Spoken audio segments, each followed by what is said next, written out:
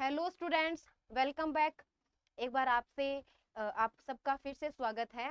और आज अपने जो है वो एक इम्पोर्टेंट टॉपिक के कुछ एमसीक्यूज, कुछ क्वेश्चंस को डिस्कस करने वाले हैं। टॉपिक का नाम है रासायनिक अभिक्रिया एवं समीकरण। देखो, ऐप के अंदर जब अपनों ने क्लास ली है उस टाइम पे अपनों ने इस टॉपिक को कंप्लीट कर लिया था, जिसमें विभिन्न प्रकार की रासायनिक अभिक्रियाओं को, उनके गुण धर्मों को और रासायनिक समीकरण को लिखने के तरीके से संबंधित विशेष जानकारियां प्राप्त की थी। आज अपने कुछ इंपॉर्टेंट एमसीक्यू के साथ में जो है वो क्लास को शुरू करते हैं। और इन एमसीक्यू का फायदा आपको ये होगा कि टॉपिक में से किस टाइप से, कहां से क्या क्वेश्चन बनता है, इससे संबंधित जानकारी हमें प्राप्त होगी। कुछ पिछले सालों में आए हुए क्वेश्चंस हैं, कुछ और हमने क्या किए हैं, एक्स्ट्रा इंपॉर्टेंट क्वेश्चंस को यहाँ पर ऐड किया है।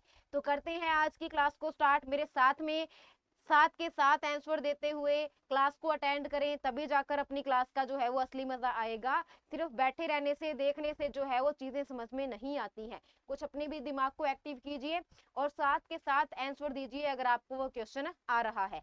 कोई फर्क नहीं पड़ता यहाँ पे सही आंसर है या फिर अभी गलत आंसर आ रहा है, आपको एटलीस्ट आपको कुछ ना कुछ सीखने को मिलेगा अगर आप अपने माइंड को एक्टिव रखोगे। तो करते हैं आज की क्लास को स्टार्ट। पहला क्वेश्चन है आज का, एक पदार्थ दो छोटे सरल अणुओं में टूटता है तो वह अभिक्रिया कौन सी होगी। देखो, पहला क्वेश्चन सिंपल सा, क्या बोला गया कि एकल पदार्थ है,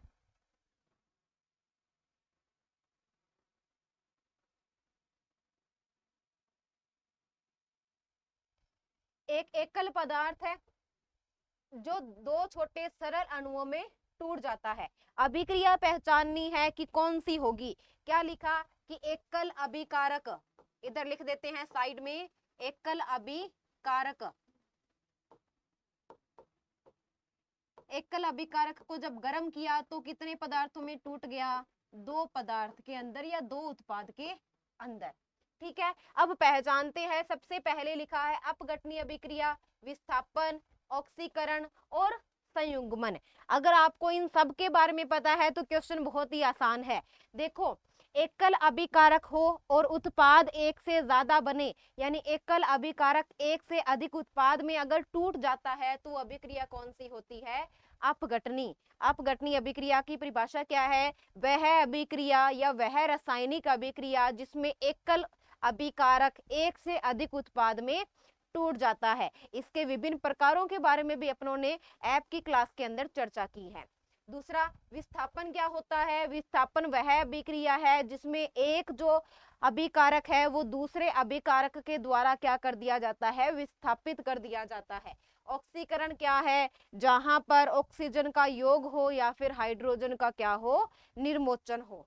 संयुग्मन क्या होती है, जब दो अभिकारक मिलकर एकल उत्पाद का निर्माण करते हैं। ठीक है, तो पहला क्वेश्चन बड़ा ही सिंपल सा कि अपघटनीय अभिक्रिया यहाँ पर हो रही है। अगला क्वेश्चन आप सबके लिए, अगला क्वेश्चन देखो क्या बोल रहा है, दोनों दिशाओं, कौन कौन सी, अग्र व पश्चिम में होने वाली अभिक्रिया कौन सी है। यानी कि जो अभिकारक से उत्पाद में भी बन सकती है, यानी कि आपने एक अभिकारक लिया, इस अभिकारक से आप उत्पाद भी बना सकते हो और वापस उत्पाद से क्या बना सकते हो, अभिकारक भी प्राप्त कर सकते हो। तो आपको छांटना है कि कौन सी अभिक्रिया यहां पर हो रही है। हाँ जी, यहाँ पे अभिक्रिया की आपको छंटनी करनी है कि ये कौन सी अभिक्रिया है। पहली अभिक्रिया ऑक्सीकरण, अभी बताया था, जब ऑक्सीजन का क्या हो जाए, योग, या फिर हाइड्रोजन क्या हो जाए, मुक्त।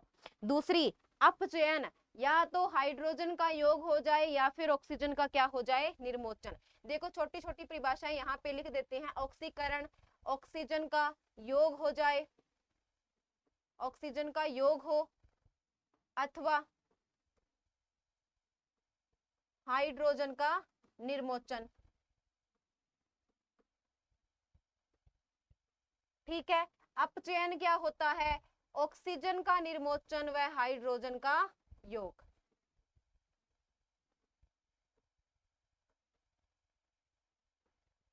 वह हाइड्रोजन का योग। ठीक है, अनुत्क्रमणीय, अनुत्क्रमणीय का मतलब होता है एक ही दिशा में होने वाली अभिक्रिया, एक ही दिशा में संपन्न अभिक्रिया।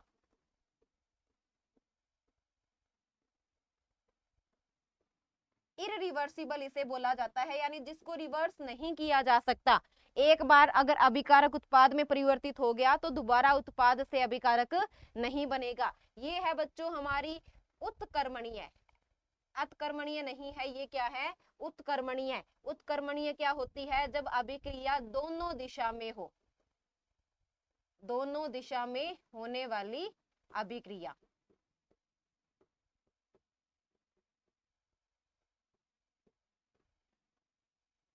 दोनों दिशा में होने वाली अभिक्रिया। तो देखो यही पूछा था, कौन सी अभिक्रिया? दोनों दिशा, यानी अग्र व पश्च में होने वाली। तो क्या कौन सा उत्तर सही हो जाएगा? हमारा ऑप्शन नंबर 4 यहाँ पे सही उत्तर हो जाएगा। अगला क्वेश्चन, अगले क्वेश्चन में बोला गया कि CaO यानी कैल्शियम ऑक्साइड में जब जल को डाला गया तो क्या बन गया? Calcium hydroxide. देखो CaO किसका फॉर्मूला होता है? कैल्शियम ऑक्साइड का। CaOH होल्स ट्वाइस क्या होती है? Calcium hydroxide. इस अभिक्रिया को यहाँ पर लिख दे, CaO प्लस H2O क्या बन गया? CaOH की होल ट्वाइस। ये क्या है? Calcium oxide.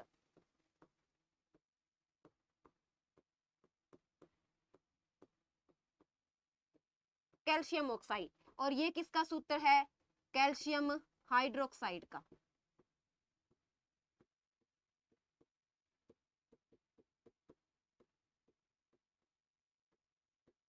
ठीक है, तो अब देखो इसमें क्या है? अभिकारक कितने हैं बच्चों?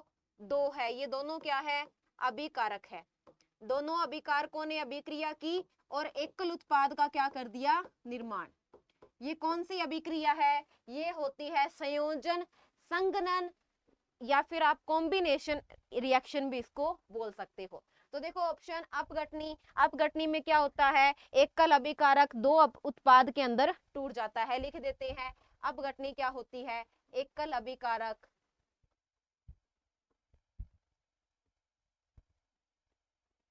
दो या दो से अधिक उत्पाद बनाता है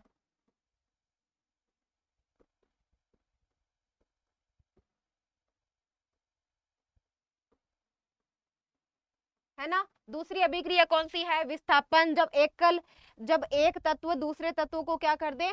प्रतिस्थापित, यानी एक तत्व दूसरे की जगह ले ले।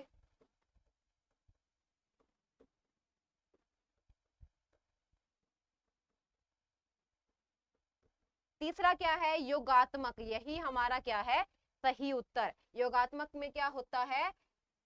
एक से अधिक अभिकारक, एक से अधिक अभिकारक एकल उत्पाद का निर्माण करते हैं।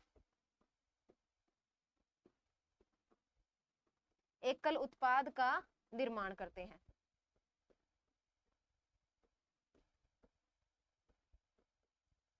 है ना। अपचयन क्या होता है? अपचयन की परिभाषा अभी लिखी थी अपनों ने, जब ऑक्सीजन का निर्मोचन हो जाए या फिर हाइड्रोजन का क्या हो जाए? योग। तो ऑप्शन नंबर 3 हमारा क्या है? सही उत्तर। बढ़ते हैं अगले क्वेश्चन की तरफ। क्वेश्चन क्या है? FeCl3 का FeCl2 में परिवर्तन क्या कहलाता है? देखो अभिक्रिया को लिख देते हैं यहाँ पर। FeCl3 है, वो किस में परिवर्तित हो गई?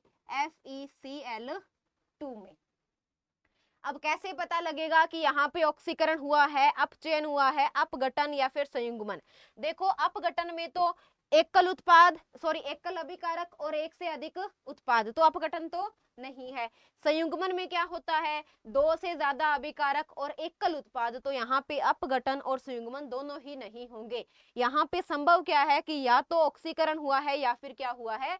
अपचयन हुआ है। अब देखो यहाँ पे ना तो हाइड्रोजन है और ना ही क्या है? ऑक्सीजन। फिर कैसे पता लगाएंगे? फिर पता लगाएंगे ऑक्सीकरण संख्या के आधार पे। जिन्होंने प्रीवियस क्लासेस अटेंड की है उनको पता होगा कि भाई ऑक्सीकरण संख्या के आधार पे ऑक्सीकरण और अपचयन का किस प्रकार से पता चलता है ना। तो देखते हैं यहाँ पे Fe की ऑक्सीकरण संख्या। क्लोरीन की ऑक्सीकरण संख्या क्या होती है? -1। है ना। पहले इसमें निकालते हैं, Fe की मान लो क्या है x, एक क्लोरीन की क्या होती है -1, तो 3 की क्या हो जाएगी -3। तो यहाँ से Fe की ऑक्सीकरण संख्या कितनी आ गई +3 आ गई। अब यहाँ पे निकालें, यहाँ पे क्या है मान लिया x और -2, क्योंकि कितने क्लोरीन जुड़े हैं 2, बराबर रख दिया 0 के, तो x बराबर क्या हो गया +2।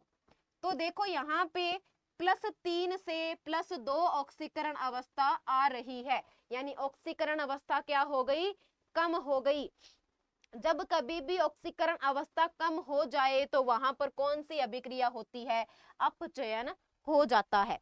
आप लिख सकते हो ऑक्सीकरण संख्या कम हो जाए, ऑक्सीकरण संख्या कम हो जाती है।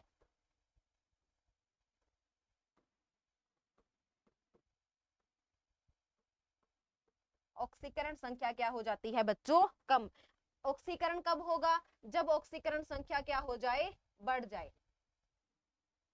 ऑक्सीकरण संख्या बढ़ जाए, अगर कम होगी तो अपचयन हो रहा है, बढ़ रही है तो क्या होगा ऑक्सीकरण बढ़ जाती है। सिंपल सी ट्रिक है याद रखने के लिए। यहाँ पे क्योंकि ऑक्सीकरण संख्या कम हो रही है तो यहाँ पे क्या हो रहा है अपचयन हो रहा है।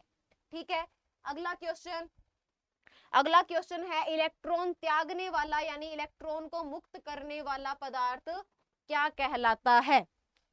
ऑक्सीकारक, उत्प्रेरक, अपचायक या इनमें से कोई नहीं। देखो उत्प्रेरक क्या होता है, वह पदार्थ, सबने सुना होगा कैटालिस्ट। उत्प्रेरक क्या है, वह पदार्थ जो अभिक्रिया की दर को परिवर्तित कर दे, जो अभिक्रिया की दर को परिवर्तित कर दे।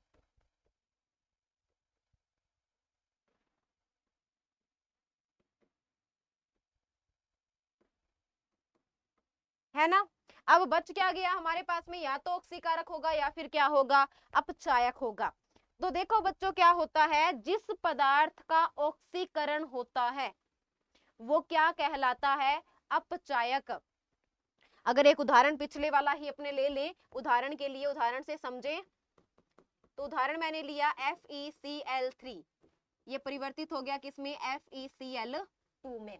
यहाँ पे अभिक्रिया कौन सी हुई है, यहाँ पे हुआ है अपचयन। FeCl3 का क्या हुआ है बच्चों अपचयन हुआ है। ये +3 से किसमें परिवर्तित हो गया +2 में। अच्छा, जिसका अपचयन होता है वो क्या कहलाता है ऑक्सीकारक, यानी यहाँ पर ये पदार्थ क्या है ऑक्सीकारक है ना, क्योंकि इसका क्या हो चुका है ऑक्सीकरण। अब इन्होंने ये पूछा है इलेक्ट्रॉन त्यागने वाला, इलेक्ट्रॉन त्यागने के बाद में पदार्थ क्या होता है धनात्मक में जाता है या ऋणात्मक में, उसकी संयोजकता बढ़ती है या कम होती है। इलेक्ट्रॉन का त्याग कर दो, इलेक्ट्रॉन का त्याग करोगे तो आपकी जो प्लस संयोजकता है वो बढ़ जाएगी। अगर +2 था तो +3 आ जाएगा, +3 है तो +4 आ जाएगा, क्योंकि धनात्मक चार्ज बढ़ता जाएगा, ऋणात्मक चार्ज घटता जाएगा। इलेक्ट्रॉन त्यागने पर लिख देते हैं, इलेक्ट्रॉन त्यागने पर धनात्मक चार्ज या धनात्मक संयोजकता बढ़ेगी।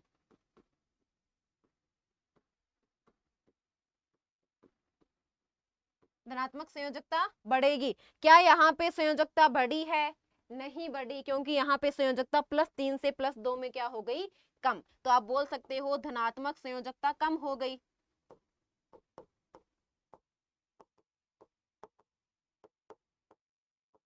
धनात्मक संयोजकता कम हो गई, यानी जो पदार्थ ऑक्सीकारक होता है उसकी धनात्मक संयोजकता क्या हो जाती है कम हो जाती है। लेकिन क्वेश्चन ने बोला कि धनात्मक संयोजकता बढ़नी चाहिए, यानी ऑक्सीकारक ये वो पदार्थ नहीं है जो इलेक्ट्रॉन का त्याग कर दे। फिर इलेक्ट्रॉन का त्याग करने वाला कौन है अपचायक। अपचायक वो पदार्थ होता है जो इलेक्ट्रॉन का त्याग करके अपनी धनात्मक संयोजकता क्या करता है बढ़ा देता है। तो यहाँ पर लिख देते हैं इलेक्ट्रॉन का त्याग करता है, या फिर दूसरी परिभाषा क्या बनेगी धनात्मक संयोजकता बढ़ जाती है।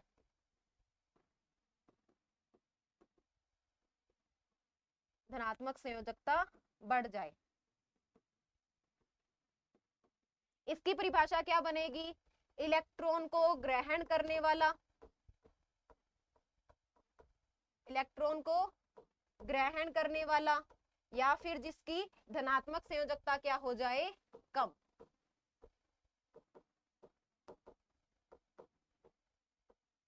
धनात्मक संयोजकता कम हो जाए। देखिए इस क्वेश्चन को बड़े ही ध्यान से, इंपॉर्टेंट है, क्योंकि अगर ये क्वेश्चन समझ में आ गया तो आगे के काफी सारे क्वेश्चन जो है वो अपने से आसानी से हो जाएंगे।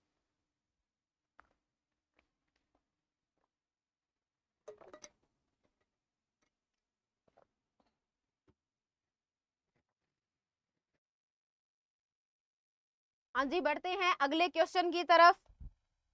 अगले क्वेश्चन ने क्या बोला? एंजाइम होते हैं। एंजाइम क्या है? देखो अभी मैंने आपको परिभाषा बताई थी किसकी? उत्प्रेरक की। उत्प्रेरक क्या थे? वे पदार्थ जो रासायनिक अभिक्रिया की दर को क्या कर दे? परिवर्तित। एंजाइम क्या होते हैं? एंजाइम होते हैं वे पदार्थ जो जैव रासायनिक पदार्थ हैं और जैविक क्रियाओं को क्या करते हैं? उत्प्रेरित करते हैं। एंजाइम की परिभाषा क्या बन जाएगी? एंजाइम की परिभाषा यहाँ पे है वे जैव रासायनिक पदार्थ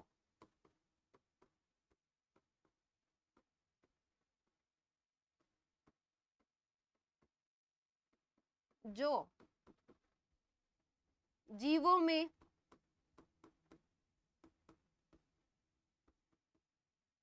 जैविक क्रियाओं को उत्प्रेरित करते हैं।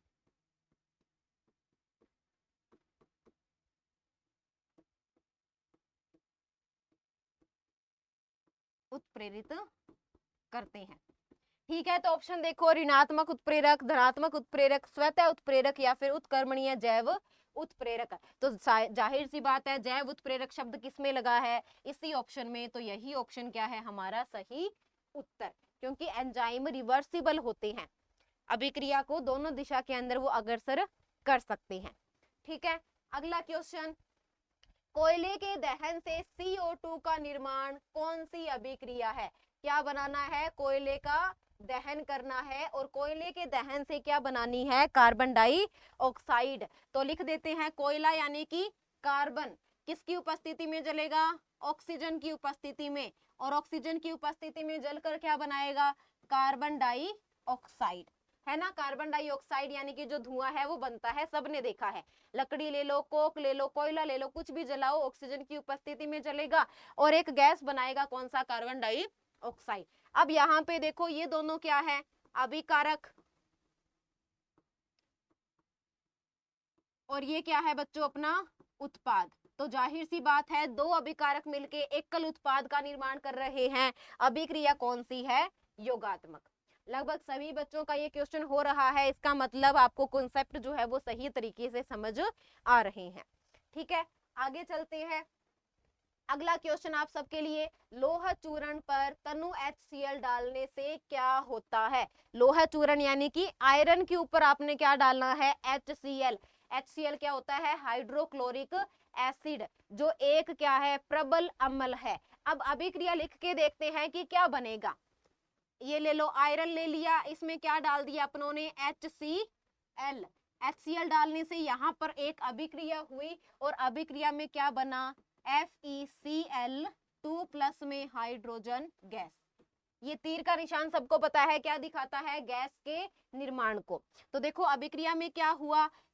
आयरन था, आयरन में HCl डालने पर FeCl2+ में क्या बन गई? Hydrogen gas. अब पढ़ते हैं क्या क्या बोला। H2 गैस व आयरन क्लोराइड बनता है, क्लोरीन गैस व आयरन हाइड्रोक्साइड बनता है, कोई अभिक्रिया नहीं होती, आयरन लवण एवं जल बनता है। तो सही ऑप्शन क्या है हमारा? कि हाइड्रोजन गैस बनती है और आयरन क्या बनता है? क्लोराइड बना लेता है। ठीक है, आगे बढ़ते हैं अगले क्वेश्चन की तरफ। आगे देखो क्या बोला गया कि रेडॉक्स अभिक्रिया में क्या होता है। रेडॉक्स अभिक्रिया क्या होती है? इधर देखो, रेडॉक्स को अगर लिखें तो इस प्रकार से लिखा जाएगा। यहाँ पर ये जो रेडॉक्स है वो दो शब्दों से मिलकर बना है। रिडक्शन, सबको पता है रिडक्शन। जल्दी से उत्तर दीजिए कि इनमें से क्या होगा? Reduction plus oxidation. Reduction plus oxidation. तो देखो यहाँ पे रिडक्शन यानी कि अपचयन भी हुआ है और यहाँ पर ऑक्सीडेशन यानी कि उपचयन, उपचयन को ही ऑक्सीकरण भी लिख सकते हैं, ऑक्सीकरण भी हुआ है। यानी रेडॉक्स अभिक्रियाएं वह अभिक्रियाएं हैं जिनमें अपचयन व उपचयन दोनों होता है। लिख देते हैं परिभाषा, वह अभिक्रिया जिसमें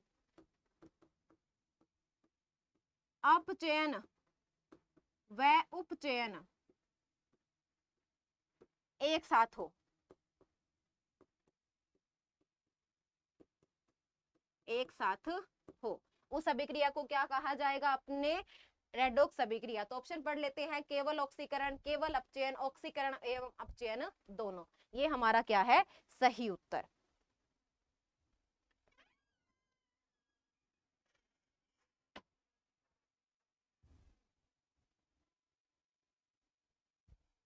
हाँ जी, बढ़ते हैं अगले क्वेश्चन की तरफ। अगले क्वेश्चन में क्या बोला गया, उपचयन अभिक्रिया का उदाहरण है। उपचयन यानी कि ऑक्सीकरण अभिक्रिया का उदाहरण यहाँ पे अपनों ने छांटना है।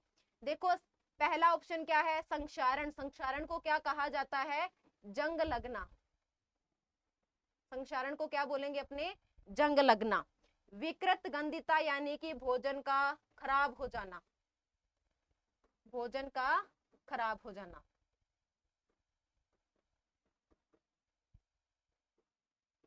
देखो होता क्या है कि जब जंग लगती है तब भी क्या होता है, फेरस यानी कि लोहा ऑक्सीजन की उपस्थिति में ऑक्सीकृत हो जाता है, यानी उसमें क्या होता है, ऑक्सीकरण। और जब भोजन खराब होता है उस समय भी ऑक्सीजन की उपस्थिति अनिवार्य है। तो ये जो दोनों हमारे पास में उदाहरण है, दोनों ही अभिक्रिया में क्या हो रहा है, ऑक्सीकरण हो रहा है। ऑक्सीकरण यानी कि उपचयन हो रहा है, दोनों ऑक्सीकरण के उदाहरण है। तो ऑप्शन नंबर 3 हमारा क्या होगा, सही उत्तर, यानी 1 व 2 दोनों ही हमारे ऑक्सीकरण के उदाहरण है।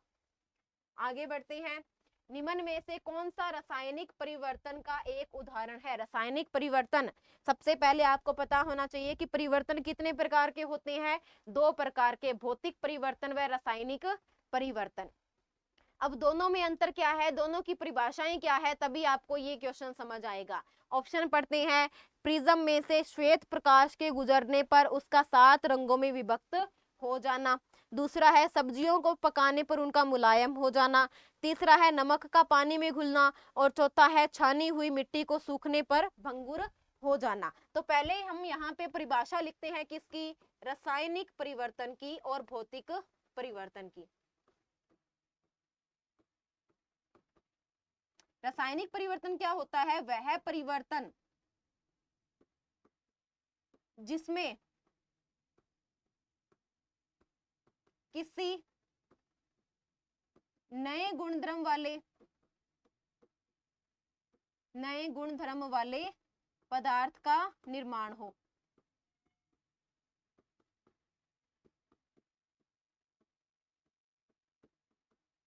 तथा जो अनुत्क्रमणीय हो, तथा जो अनुत्क्रमणीय हो।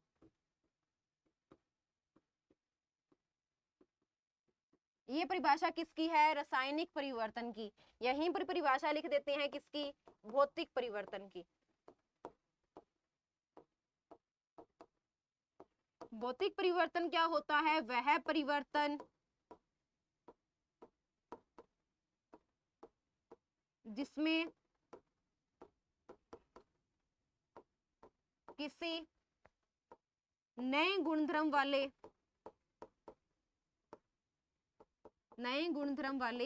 पदार्थ का निर्माण नहीं हो।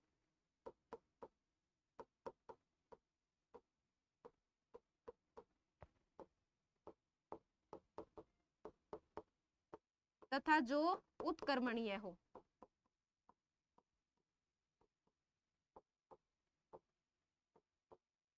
तथा जो उत्क्रमणीय हो। अब देखो पहले ऑप्शन में क्या हुआ, जब प्रिज्म में से श्वेत प्रकाश को निकाला तो अपने 7 रंगों में विभक्त हो गया। अब ये 7 रंग वापिस से एकल श्वेत प्रकाश का निर्माण कर सकते हैं अगर आप दूसरा प्रिज्म सामने रख दो, यानी उत्क्रमणीय हुआ तो कौन सा परिवर्तन है, भौतिक परिवर्तन। तो आप यहाँ पे लिख दोगे ये कौन सा परिवर्तन है, भौतिक परिवर्तन। दूसरे ऑप्शन में क्या बोला गया, सब्जियों को पकाने पर उनका मुलायम हो जाना। जब सब्जियों को हीट दी गई तो उनमें कुछ रासायनिक परिवर्तन हुआ। अब आप पकी हुई सब्जी से पहले जैसी सब्जी वापस नहीं बना सकते। तो ये हमारा सही उत्तर है, क्योंकि इसमें कौन सा परिवर्तन है, रासायनिक परिवर्तन। यहाँ पे क्या हो रहा है बच्चों, रासायनिक परिवर्तन हो रहा है। नमक का पानी में घुलना, नमक को पानी में घोलोगे, पानी को वापस करोगे तो नमक फिर से बन जाएगा। तो ये भी कौन सा परिवर्तन है, भौतिक परिवर्तन।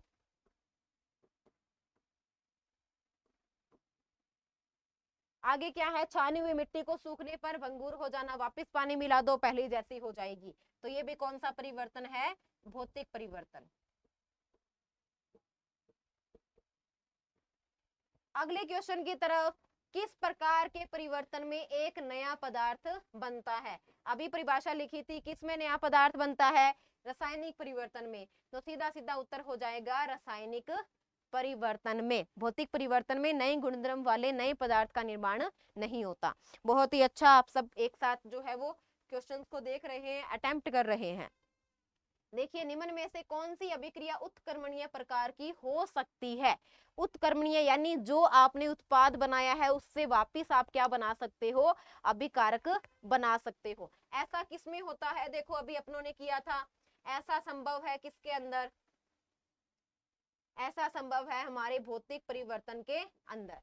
तो देखो यहाँ पे भौतिक परिवर्तन के अंदर ऐसा संभव है, क्योंकि ये क्या होती है, उत्क्रमणीय होती है। और ये क्या होती है, ये होती है अनुत्क्रमणीय।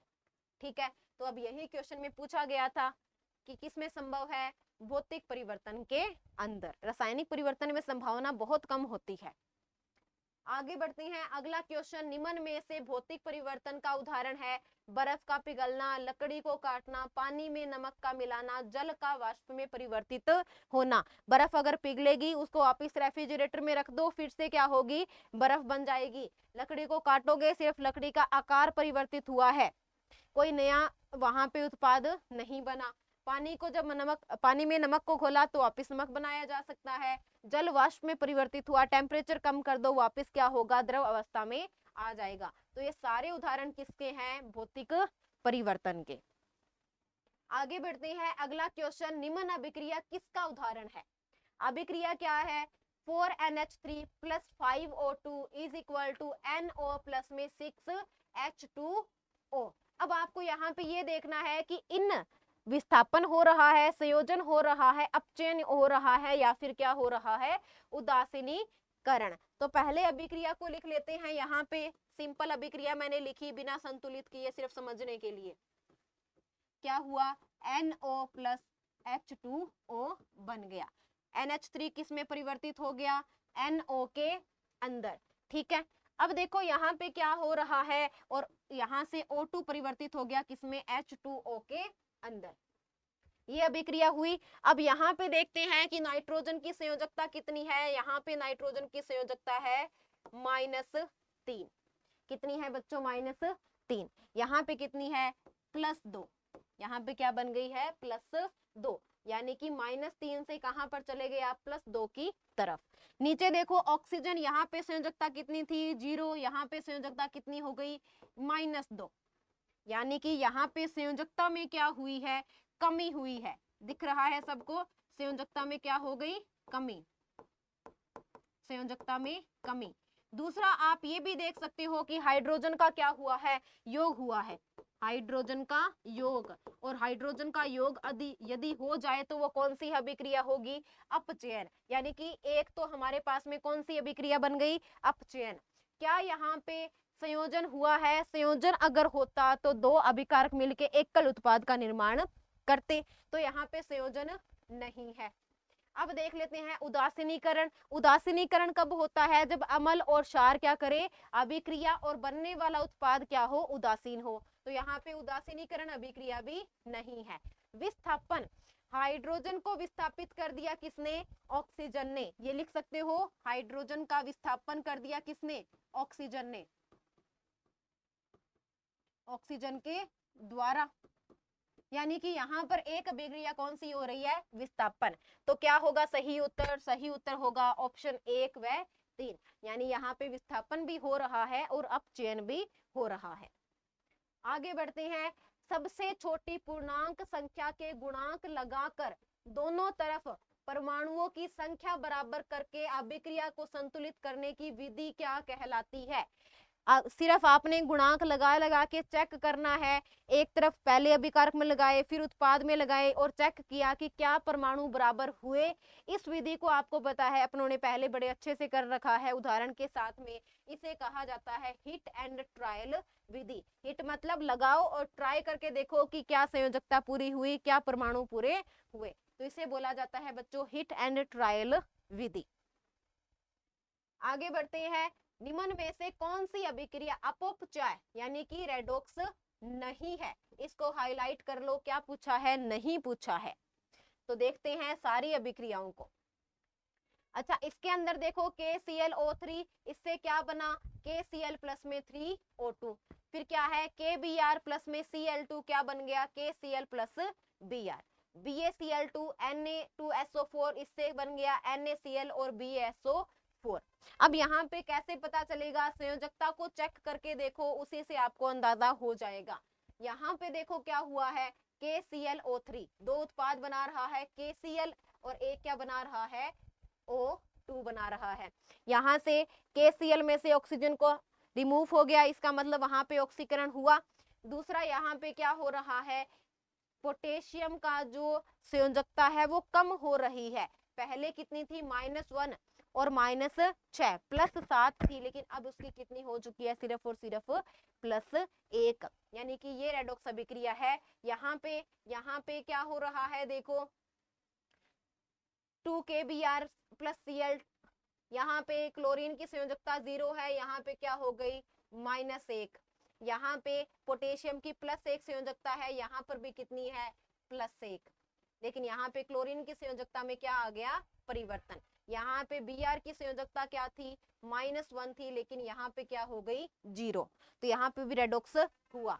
आगे देखो BaCl2 Na2SO4, यहाँ पे Ba की संयोजकता क्या है +2, यहाँ पर भी क्या है +2, यहाँ पे Na की संयोजकता +1 और यहाँ पर भी Na की संयोजकता +1, संयोजकता में कोई भी परिवर्तन नहीं हुआ, यानी कि यहाँ पर सिर्फ क्या हो रहा है, विस्थापन हो रहा है। यहाँ पे सिर्फ कौन सी अभिक्रिया हुई है, द्विविस्थापन, यहाँ पे किसी भी प्रकार की रेडॉक्स अभिक्रिया नहीं हुई, और यही हमारा क्या होगा सही उत्तर। बाकी सब में संयोजकता लगा के चेक की, सबकी संयोजकता में परिवर्तन है, लेकिन इस अभिक्रिया में संयोजकता में किसी प्रकार का परिवर्तन नहीं है। बढ़ते हैं अगले क्वेश्चन की तरफ। अगला क्वेश्चन क्या है कि जब रासायनिक अभिक्रिया में उत्प्रेरक प्रयुक्त किया जाता है तब क्या होता है। ऑप्शंस देखते हैं, उत्पाद की मात्रा प्रभावित होती है, सक्रियण ऊर्जा प्रभावित होती है, अभिकारक की मात्रा प्रभावित होती है, या ताप धारिता प्रभावित होती है। इसका सही उत्तर है सक्रियण ऊर्जा प्रभावित होती है। तो देखो उत्प्रेरक क्या होता है, उत्प्रेरक की एक और परिभाषा यहाँ पे अपने लिखते हैं, वह पदार्थ जो अभिक्रिया की सक्रियण ऊर्जा को, एक्टिवेशन एनर्जी को परिवर्तित करके या तो कम करेगा या बढ़ाएगा, लगभग उत्प्रेरक कम ही करते हैं, परिवर्तित करके अभिक्रिया के वेग को प्रभावित करता है, अभिक्रिया के वेग को प्रभावित करता है।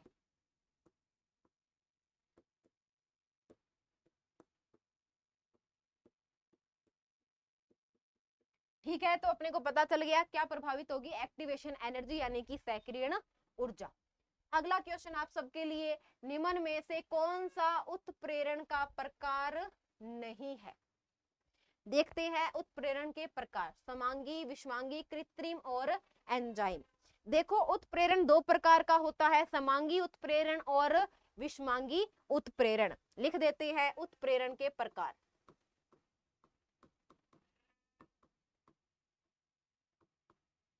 उत्प्रेरण के प्रकार, पहला कौन सा है, समांगी। समांगी में क्या होता है, जब अभिकारक कोमा उत्पाद व उत्प्रेरक तीनों एक ही अवस्था में मौजूद हो।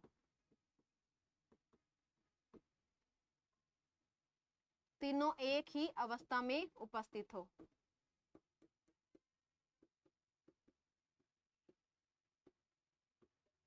तो उसे क्या बोला जाएगा बच्चों, समांगी उत्प्रेरण।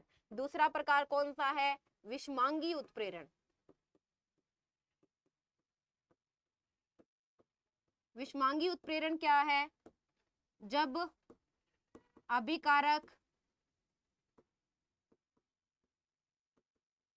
कोमा उत्पाद व उत्प्रेरक अलग अलग अवस्था में मौजूद हो।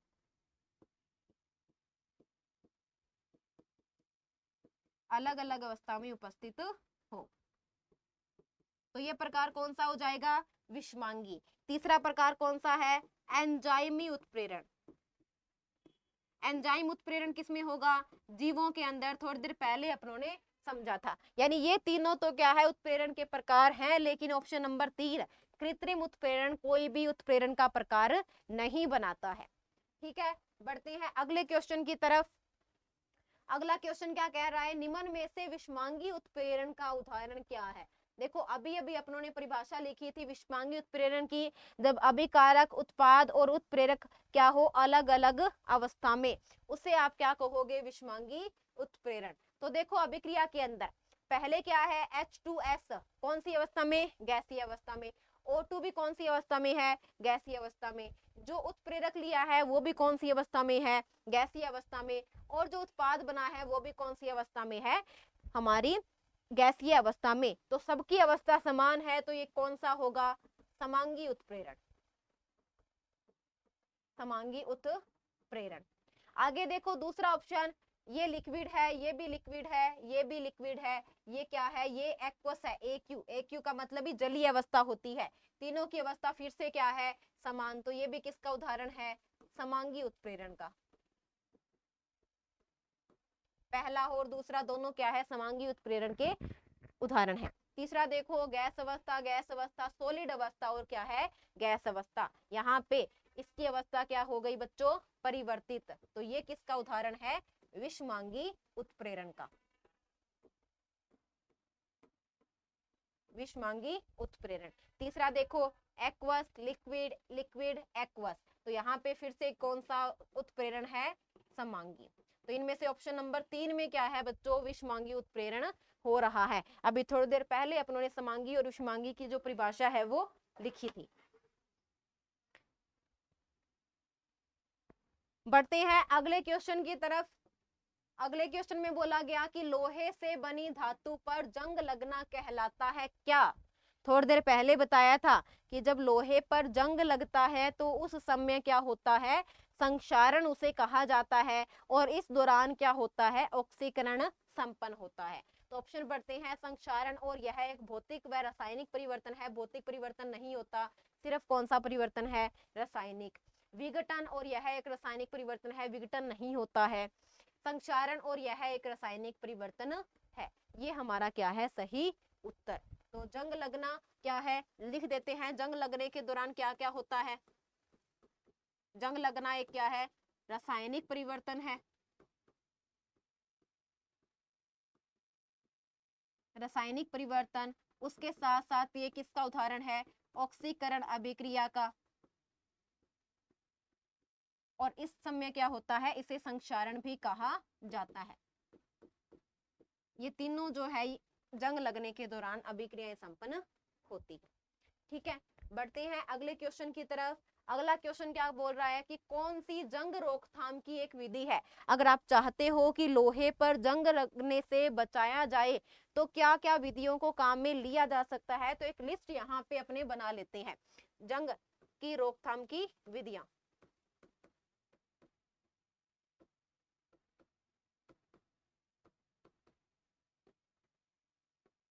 विधियां, सबसे पहली विधि होती है बच्चों, लैमिनेशन करना। लैमिनेशन करना। दूसरी विधि होती है बच्चों क्या, पेंट करना यानी कि रंग करना। सारी विधियां लिख रहे हैं, छोटी बड़ी जो भी है।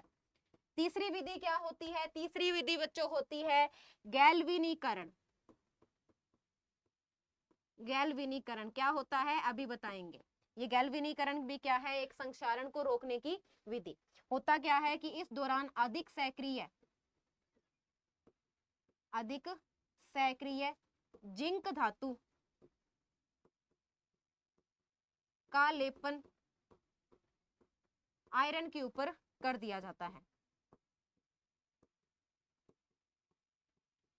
आयरन के ऊपर करना, अगर जिंक धातु का लेप चढ़ाया जा रहा है तो इस विधि को गैल्वेनीकरण कहा जाएगा। इसे यशद लेपन भी कहा जाता है।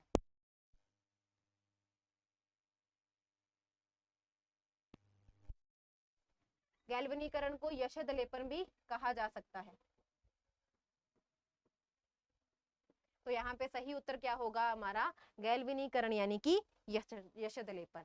एक और क्वेश्चन देख लेते हैं, रासायनिक रूप से जंग क्या होती है। रासायनिक रूप से जंग, देखिए अभिक्रिया फेरस यानी कि Fe प्लस ऑक्सीजन की उपस्थिति में प्लस जल की उपस्थिति में अभिक्रिया करके क्या करती है, Fe2O3 का निर्माण करती है। FeO3 क्या है, जंग है। जंग का रासायनिक सूत्र क्या होता है, FeO3, जो क्या है आयरन ऑक्साइड। ये क्या होता है बच्चों, आयरन ऑक्साइड होता है। तो सही उत्तर क्या होगा हमारा, ऑप्शन नंबर 2 आयरन ऑक्साइड। अभी के लिए एक बार के लिए इतने ही क्वेश्चन, बचे हुए क्वेश्चन अपने जो है वो थोड़ी देर में फिर से करेंगे। ठीक है, तब तक आप सब इन क्वेश्चंस को अच्छे से देख लीजिए। Thank you.